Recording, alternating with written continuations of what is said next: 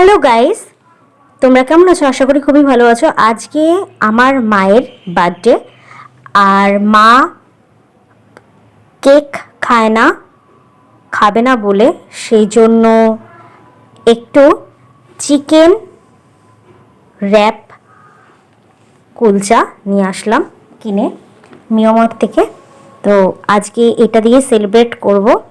তার সাথে একটা ছোট্ট গোলাপও আছে, মাকে দেব। ভিডিওটা অবশ্যই কেমন লাগছে কমেন্টস করে জানিও। তো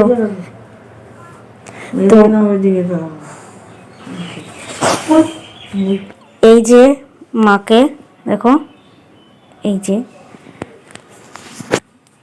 যে আমি তো নর্মালি সেলিব্রেট করছি।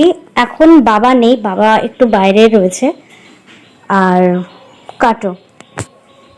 Happy birthday to you, happy birthday to you, happy birthday dear মা, হ্যাপি বার্থডে টু ইউ। এই যে কও